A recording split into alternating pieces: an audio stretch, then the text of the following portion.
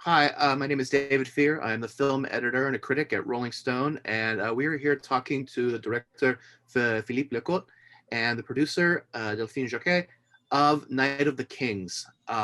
This is an absolutely wonderful, beautiful film. I love the scene that we're talking about in particular. First off, where did you guys shoot this? Hello, thank you for this invitation.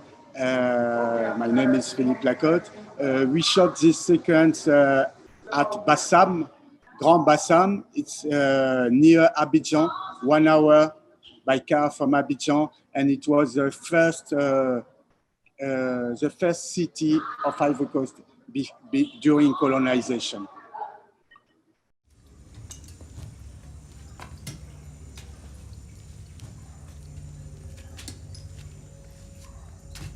Viens.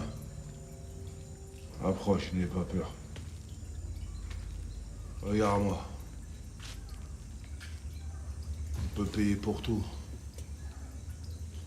Mais on peut pas payer quelqu'un pour lui donner sa maladie.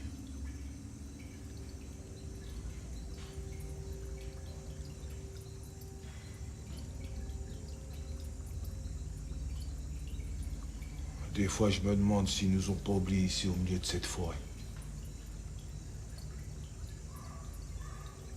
Dis-moi, je voulais savoir. Pourquoi tu as choisi l'histoire de Zama King? J'ai pas choisi. C'est venu comme ça.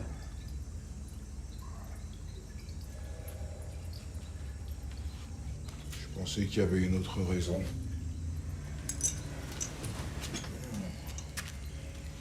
Aide-moi à me changer.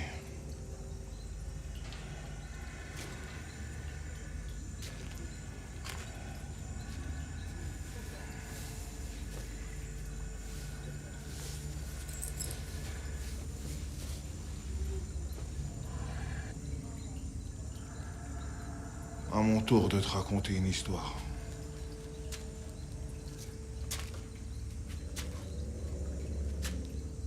Tu sais pourquoi on m'appelle Barbe Noire? C'est un surnom que j'ai depuis l'adolescence. J'habitais sur une île de pêcheurs si bizarre. J'étais allé voler leurs poissons. Je devais avoir ton âge. Les pêcheurs avaient creusé un trou. Ils m'avaient enterré sur la plage avec juste ma tête qui dépassait. Comme le pirate. Mon vrai nom à moi, c'est Blaise.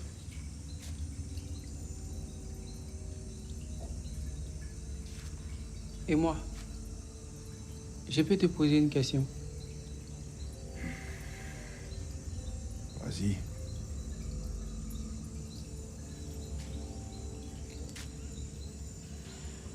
Tu es malade et tu perds tes dernières forces. Pourquoi tu ne m'as pas fait un sujet de roman?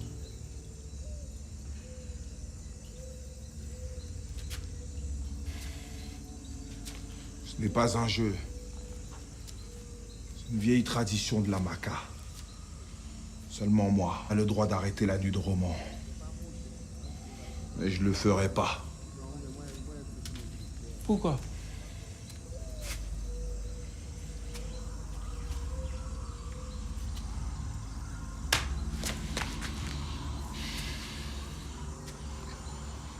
Je veux répandre le sang une dernière fois.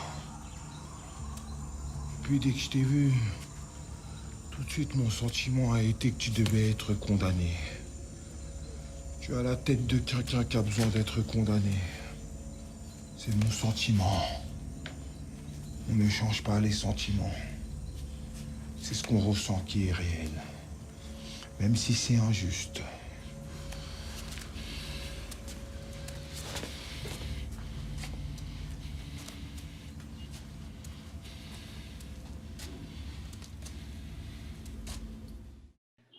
Let's talk about the visual look of this scene. It is absolutely beautiful. What was the discussion you had with your cinematographer in terms of setting up the lighting and the mood for this? And how did you capture that blood red moon? It's absolutely beautiful.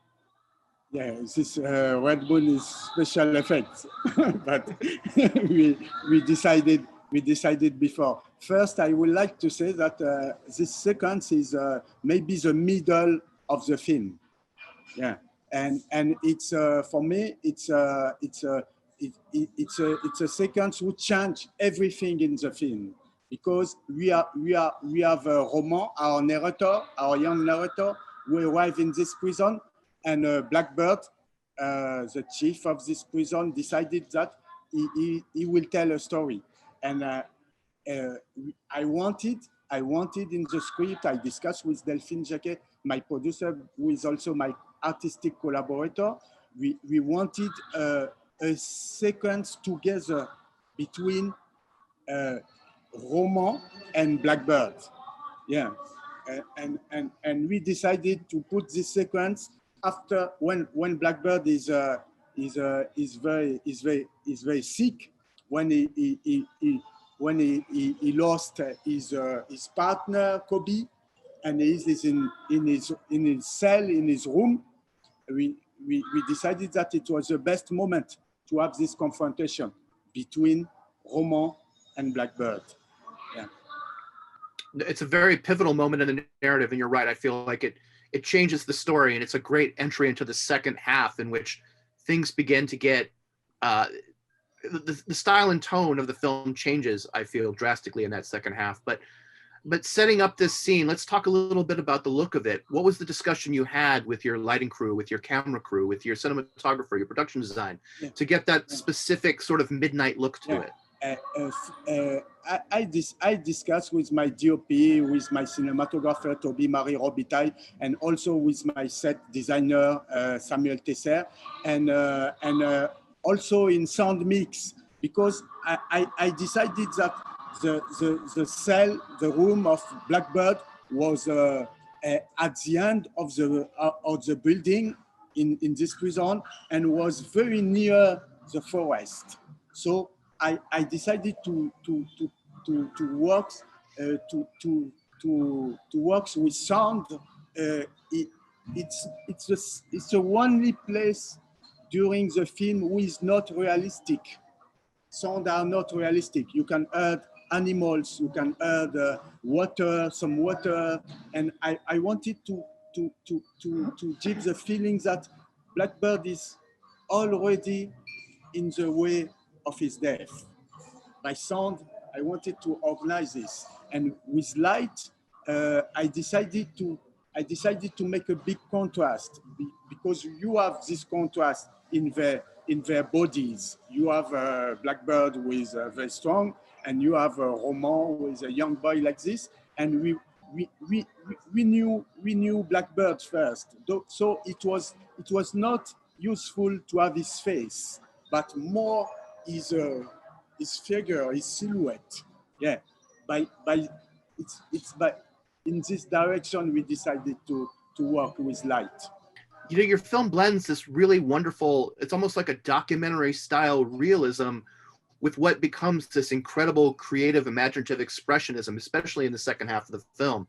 So how did that tension play out when you were doing this scene, knowing that you had to sort of, like you said, make Blackbeard realize he's beginning to sort of transition into his death, to add those other elements in, and yet still keep it in that prison cell, really to keep people in that place and immerse them in that culture? I think, actually, I think this is what Philippe knows how to do, is that you have this very real prison, and also this very fictional story and situation. And I think that you can see it in this scene, but also in many other scenes of the film. And I don't know what else to say about your question, but I think he works like this. He works with this very like documentarist elements that's for him very natural to put in, because it's like he's making the real thing, and then he has this fantastic and bigger than life also characters, and the two mixed together. I don't know how. Yeah. And we get this. Yeah, for me it was important to show the real violence in this scene, in this sequence, because at the beginning we think that the violence is physical but the violence is not physical. The violence is it's an absurdity. Blackbeard decided that he will die, and he wanted to kill someone. Yeah, and we can feel it in the scene. It's not about a tradition. It's not about stories. He wants blood before his death, and at this moment you can feel that he's completely crazy. Yeah. The origins of this story, you heard about this from a friend of yours who had been in prison, I guess. I don't know if it was Maka, but who had told you about the tradition of the Roman, right? Yeah, I met a childhood friend who was in La Maca, and he told me there is this tradition of Roman. But what I want to say, so it's a true story. Of course, they don't kill him, but it's a true story. But for Blackbeard, I used a personal story because Blackbeard it's the name of a friend, of a childhood friend who is dead in this prison. Yeah, and when Blackbeard tell his story as a young boy who stole fish, it's a real life of the real Blackbeard. His name was Blaise. So I took the real story, the real biography of a friend who was a gangster also, and I gave it to Blackbeard. Let's talk about the casting and the actors for a second, and your direction of them. I know some people might know Steve Tianchu from Les Miserables, but Bakary Koné is a newcomer, and he's a really wonderful find. How did you end up finding him and then casting both of them in these roles? Yes, Bakary Koné is a newcomer. We spent with my casting director. We spent 2 years in Abidjan, in a different popular suburb, to make cast, and we met 2,000 young people, and we selected 40 persons. And Bakary Koné, he came one day like this, and I say, oh, what do you want to do? He said, okay, I will say a poetry from school. I say, okay. And he said poetry, it was not wonderful. And after this, I say, okay, bye-bye. And he said, okay, thank you. And 2 minutes later, my casting director went to see him outside and say, come on, come back. And we decided to try another thing with him. And finally, he becomes the main character. I think something quite special happened with Bakary Koné, Philippe choosing him, because he felt that he could really work with him, that Bakary would listen, because he had never played before, and which is what happened. He was really learning and listening to what Philippe said, and I think that's why, because Philippe had several choices, and finally he said, okay, I'm going to choose Bakary because I know he will listen to me.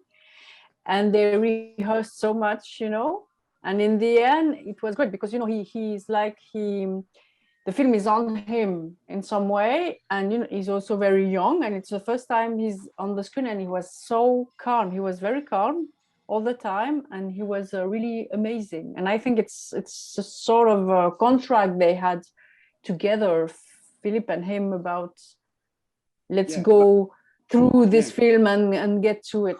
And I don't know what other films he's going to do now. I don't know. I saw him today before coming in this interview. I want to say that with non-actors, because he is a non-actor, for me, the director needs to have a real feeling with a non-actor. It's not possible, because you can't use technique, so you need to use another thing. And this another thing is a strong feeling, a sort of complicity between Bakary Koné and me. And it was not with words. It was very, very mute, very in silence. But we were agree on something to go at the end of this film. He's incredibly charismatic, and yet you also have to believe that, as Blackbeard says, he is a man who deserves to be condemned. Let's talk about the specific direction you may have given these actors for this scene, because as you said, it's a very pivotal moment, and the two of them really have to be communicating with each other. How many times did you walk them through this? What did you tell them going into this? This scene was special because when we arrived on the set, there was nothing in the room. Wow. Okay, so yeah, because the crew, our set crew was not operational at this moment, and the room was empty. So all the technician, customer, assistant director, the producer, everybody started to organize something. So we spent 2 hours for this. Wow. In our shooting time, and after this we decided to shoot something. Yeah, and at this moment, for me, it was very important to have a Blackbeard, very sick, very loud, I will say. Yeah, to have difficulties to in his bed, and I wanted to start with Bakary Koné, with Roman. I started to give him more strength, because for the first time he could ask a question to Blackbeard to say, why do you don't stop this game? So progressively I wanted to show him more strong, and what it was funny for me to say in this sequence. They will tell the story. They will tell a story to Roman, because Roman is the man who tells stories. So at this moment, he will hear the story. It's almost like Blackbeard is giving him his power. He's like a wounded lion. And he seems to be giving this power to the Roman, which really informs the whole second half of the film. Yes, he gave his power, but we can see in this sequence also that Blackbeard has a big projection in Roman.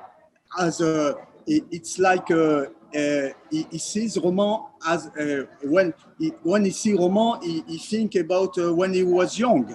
He wanted to be a young Roman, younger than Roman or stronger than Roman.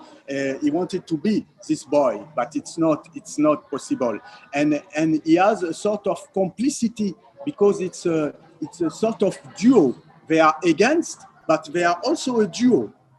What we can see in this sequence. It's for this I asked them to move, to change a different side.